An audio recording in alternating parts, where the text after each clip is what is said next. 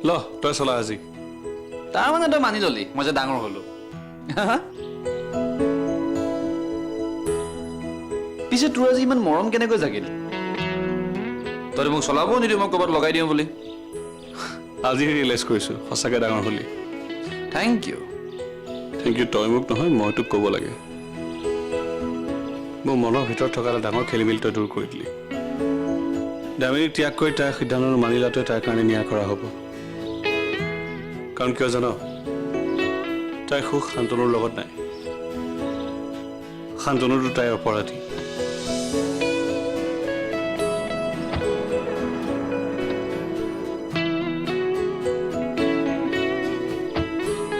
কিন্তু যেনেকৈ নহওক নিজকে অপৰাধবোৰৰ পৰা মুক্ত কৰিব লাগিব বিভু আৰু হ'বলগীয়া সন্তানটোৰ কথা চিন্তা কৰি মই এনেকৈ থাকিলে তই আৰু দাদাইও দুখ কৰ যেন তহঁতৰ কথা চিন্তা কৰি মই নিজকে সলনি কৰিব লাগিব বল যাওঁ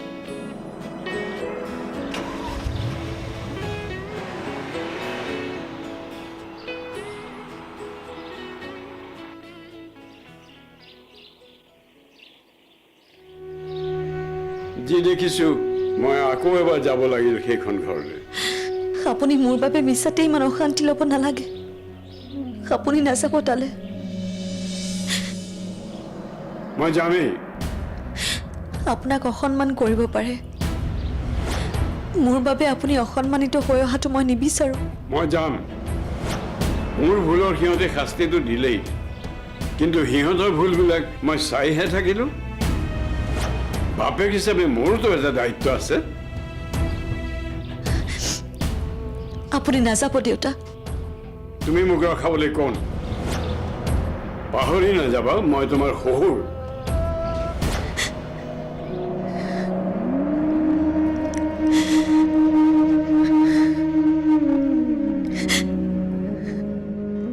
এয়া ভাল নহ'ল বা আমাৰ চেষ্টা দামিনী বক এইখন ঘৰলৈ পুনৰ উভতাই অনাহে হ'ব লাগে তহঁতে দেখোন ওলোটাহে কৰিলি সেয়া দামিনী হয় আৰাধ্যা তাইৰ সকলো সিদ্ধান্তই অটল সিদ্ধান্ত তাই যেতিয়া এইখন ঘৰ এৰি এবাৰ যোৱাৰ সিদ্ধান্ত ল'লে তেতিয়াহ'লে আৰু তাইক কোনেও বাধা দি ৰাখিব নোৱাৰে সেই বুলি আৰু ডিভোৰ্চ তোৰ ভিনীহেৰে কয় কোনো মানুহে বেয়া নহয় বেয়া হয় মানুহৰ আদৰ্শ বিশ্বাস এইবোৰহে মাতৃও বেয়া নহয় তাইৰ যুক্তিত শুদ্ধ গতিকে আমি দামিনীক শান্তনুৰ জীৱনলৈ উভতাই আনিব নোৱাৰিলেও অন্ততঃ মাতৃকটো দামিনী বনাব চেষ্টা কৰিব পাৰোঁ এয়া অসম্ভৱ আমি মাতৃক সুযোগ দি চাব লাগিব তাইৰ জীৱনৰ অনিশ্চয়তাসমূহ আমি দূৰ কৰিব লাগিব তাইক বিশ্বাস জন্মাব লাগিব যে তাইয়ে শান্তনুৰ একমাত্ৰ পত্নী তাৰ পাছতহে আমি আশা কৰিব পাৰোঁ যে মাতৃ সলনি হ'ব ঘৰখনৰ বাবে নহ'লেও অন্ততঃ শান্তনুৰ জীৱনত যদি তাই দামিনীৰ স্থান দখল কৰিব পাৰে সেয়াই যথেষ্ট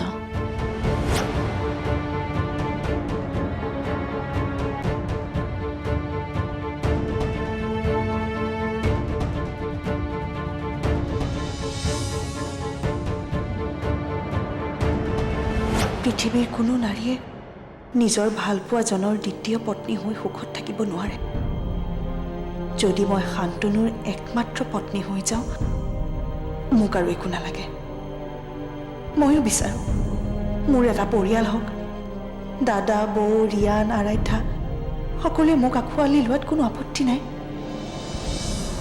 যদি তেওঁলোকে মোক আঁকোৱালি লয় যদি মই শান্তনুক সম্পূৰ্ণৰূপে পাই যাওঁ মোৰ মনত কাৰোৰে প্ৰতি হিংসা খং এইবোৰ থাকিবই নোৱাৰে মই পূৰ্ণতা পাই যাম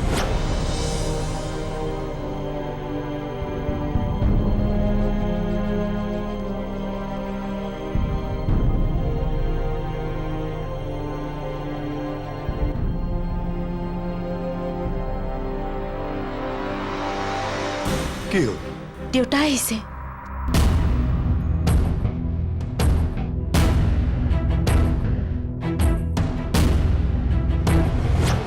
এতিয়া বুজিলি সিহঁতৰ আচল উদ্দেশ্য তোৰ প্ৰতি যদি ইমানেই মৰম থাকিলেহেঁতেন এনেকৈ ডিভোৰ্চৰ কথা ক'বলৈ নাহে এতিয়াতো অলপ বুজ কিমান আৰু এনেকৈ অন্যায় সহ্য কৰি থাকিবি হ'ব দে এইবোৰ বন্ধ কৰ এনেকুৱা সহনশীলতাৰ দেৱী দেখুৱাই তই কি পাৱ যিজন স্বামীক তই ভগৱান বুলি ভাবি পূজা অৰ্চনা কৰি থাক সেইজনৰ আচল ৰূপটো তই মানি ল'ব পৰা নাই কিয়? আকৌ এবাৰ কওঁ, তোৰ গিৰিয়েৰ এজন চৰিত্ৰহীন মানুহ, যিয়ে তোৰ জীৱন বৰবাদ কৰি আছে। প্লিজ তেনেকৈ নকবি, মই কষ্ট পাওঁ। মানিছো তোৰ সন্তান জন্ম দিয়াৰ ক্ষমতা নাই, কিন্তু তাৰ মানে এইটো নহয় তই গোটেই জীৱন অন্যায় সহ্য কৰি থাকিবি। সমাজত কিমান এনেকুৱা পুৰুষ আছে যাৰ সন্তান জন্ম দিয়াৰ ক্ষমতা নাথাকে। তেওঁলোকৰ লগত কি কোনো নাৰীয়ে সুখৰ সংসাৰ কৰি নাথাকে? অকল নাৰীৰ অসমৰ্থতাতে কিয় সমাজে প্ৰশ্ন কৰে? পুৰুষৰো অসমৰ্থতা থাকে। গম পাইছো, তই মোৰ কথা বৰকৈ চিন্তা কৰ। তই যদি মোৰ কথা এবাৰ শুন নহয়, তোৰ লগত হোৱা প্ৰতিটো অন্যায়ৰ প্ৰতিশোধ তই ল'ব লাগিব। শান্তনু আৰু শান্তনুৰ ঘৰখনক তই শাস্তি দিব লাগিব, যাতে কোনো শান্তনুহে কোনো দামিনীৰ দৰে নাৰীৰ লগত বিশ্বাসঘাতকতা কৰাৰ আগত 10 বাৰকৈ ভাবিবলগীয়া হয়। তোৰ সাহস কেনেকে হ'ল মোৰ বোৱাৰীক ডিভৰ্চৰ কথা ক'বলৈ? তই কোন এই কথা ক'বলৈ? তাইক বোৱাৰী কৰি মইহে আনিছো। আচলতে মূল অপৰাধী হৈছ তই।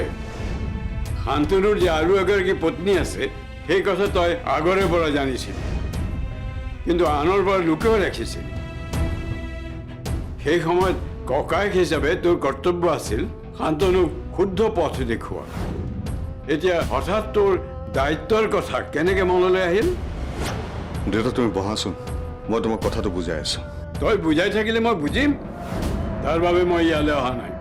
মই আহিছো মোৰ কৰ্তব্য পালন কৰিবলৈ। কৰ্তব্য? অঁ,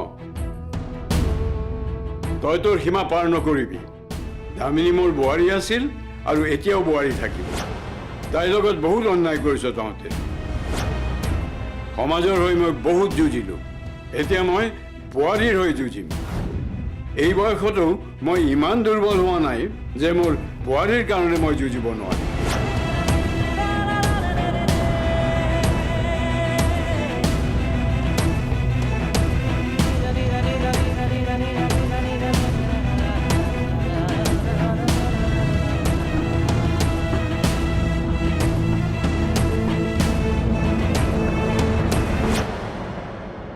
মামা, ককা এজন আহিছে আৰু বৰ্তাক মাৰিছে। কি?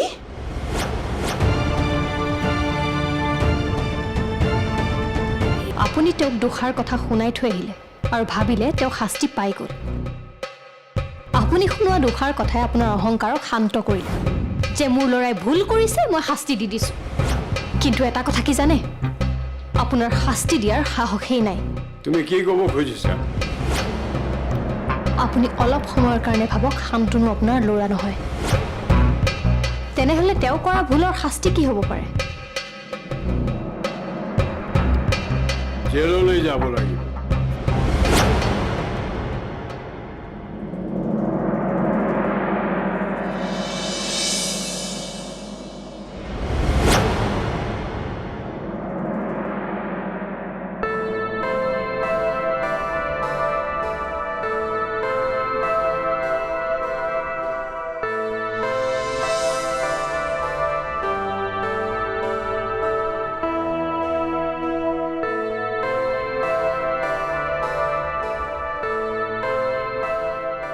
আপোনাক কেইটামান কথা ক'বলগীয়া আছে। কেইটামান প্ৰতিশ্ৰুতি মই দিব বিচাৰিছোঁ। প্ৰতিশ্ৰুতি? এইখন ঘৰলৈ অহাৰ পাছত মই বহুত কুকৰ্ম কৰিছোঁ, যিয়ে পৰিয়ালৰ সদস্যৰ মাজত বিচ্ছেদ আনিছে। ঘৰখনলৈ অশান্তি অনাৰ ক্ষেত্ৰতো মই বহুত ইন্ধন যোগাইছোঁ।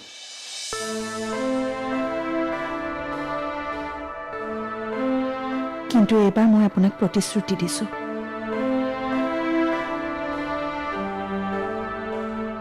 মই সলনি হ'ম। নিজৰ সুখক ত্যাগ কৰি মই ঘৰলৈ সুখ অনাৰ চেষ্টা কৰিম।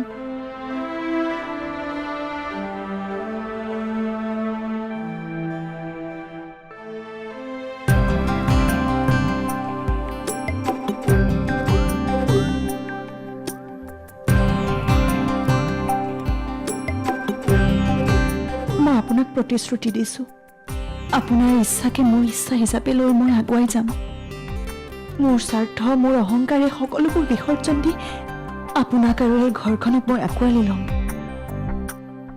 কিন্তু আপোনাৰ পৰা মোক এটা প্ৰতিশ্ৰুতি লাগে। কি?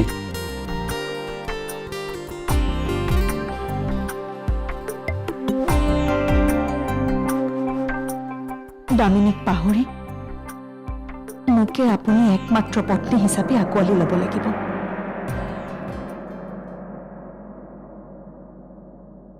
তোমাৰ কথাও মই বুজিছোঁ আৰু ভালো লাগিছে যে তুমি ঘৰৰ কথা কৈছা। তোমাক একমাত্ৰ পত্নী হিচাপে আঁকোৱালি লোৱাত মোৰ কোনো আপত্তি নাই।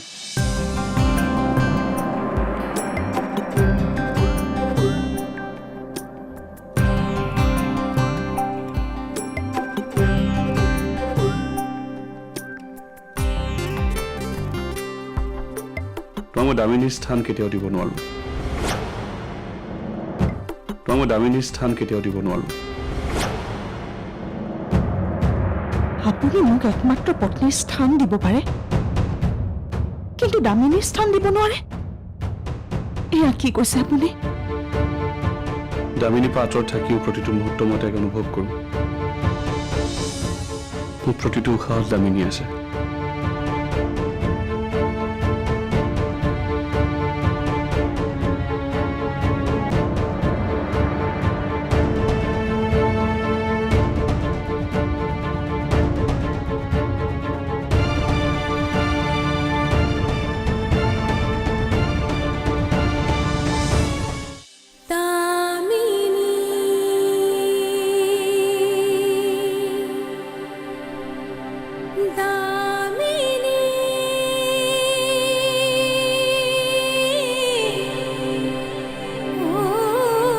ভবা নাছিলোঁ কেতিয়াও জীৱনত এনেকুৱা পৰিস্থিতিৰ মুখামুখি হ'ব লাগিব বুলি।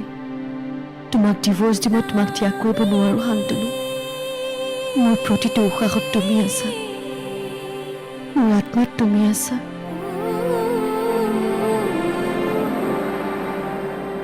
এই ৰচোন, হঠাৎ এনেকুৱা একো ডিচিজন নলবি। তোৰ কোনো কথাতে মই সমৰ্থন নিদিওঁ। চা, আবেগেৰে আমি যি কাম কৰোঁ তাৰ পৰিণতি সদায় বেয়া। সমস্যা কাৰ নাথাকে। এটা কাম কৰ, দুটা বহ লগত কথা পাত, সময় দে। এনেও কিছুমান বস্তু সময়ৰ বহুত প্ৰয়োজন। স্পেচিয়েলি হাজবেণ্ড ৱাইফৰ ৰিলেশ্যনশ্বিপটো এনেকুৱাই, অলপ ধৈৰ্য ধৰিবই লাগিব। সময় দে। ঠিক আছে, তোৰ মৰ্জি, তই যি সিদ্ধান্ত ল'ব বিচাৰিছ ল, পাছত খালি নকবি। কি হ'ল? এই দীপক আৰু দুবৰি মনত আছেনে, আমি যে বিয়া খাব গৈছিলো? অঁ, ছোৱালীজনী বৰ মৰম লগা, বেছ মিলিছে। বিয়া ছমাহ হৈছিলেহে ডিভৰ্চৰ সিদ্ধান্ত লৈছে। পাগল সিহঁত। হ'ব দিয়া, তুমি কিয় ইমান খং কৰি আছা? দুয়োজনে মেচিয়ৰ্ড, দুয়োজনে নিজৰ সিদ্ধান্ত নিজে লৈছে, তাত আমি সোমাই কি লাভ?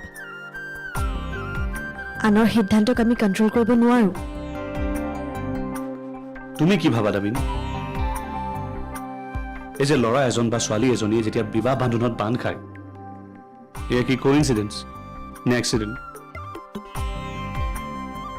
এই সকলোবোৰ লিখা আছে, যাক আমি ভগৱান বোলো। তেওঁ আমাৰ ভাগ্যখন লিখিছে। আমিতো মাত্ৰ তেওঁৰ আদেশ পালন কৰি গৈ আছো। তথাপিও দিয়াচোন, দুয়ো এনেকে কাজিয়া কৰি থকাতকে নিজৰ নিজৰ জীৱনত আগবাঢ়ি যোৱাটোৱে ভাল। সকলো আমাৰ দৰে ভাগ্যৱান নহয়। কিছুমান স্বামী স্ত্ৰীৰ মাজত বুজাবুজি ক'ব গ'লে অলপ সময় লয়, কিন্তু এনেকুৱা ডিচিশ্যনটো ল'ব নালাগে। অলপ ধৈৰ্য ধৰিব লাগে, অলপ সময় দিব লাগে ইটো সিটো। এনেকুৱা কৰিলে সঁচাকৈ চাবা, সকলো স্বামী স্ত্ৰীৰ মাজৰ ৰিলেশ্যনশ্বিপ আৰু ভাল হ'ব। কি হ'ল? মই ভবাই নাছিলো তোমাৰ মাজতো যে ইমানবোৰ কথা লুকাই আছে। আমাৰ কাহিনী চাগে ভগৱানে লিখি থৈছে নহয়।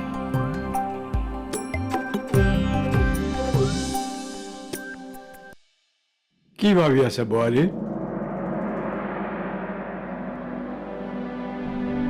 এটা কথা মনত ৰাখিবা, তুমি যি কামেই কৰিবা আনৰ বাবে সেয়া হ'ব আশাৰ ৰেঙনি। আজি সমাজত এই কথা প্ৰতিফলিত হ'ব যে নাৰী এতিয়াও পৰাধীন।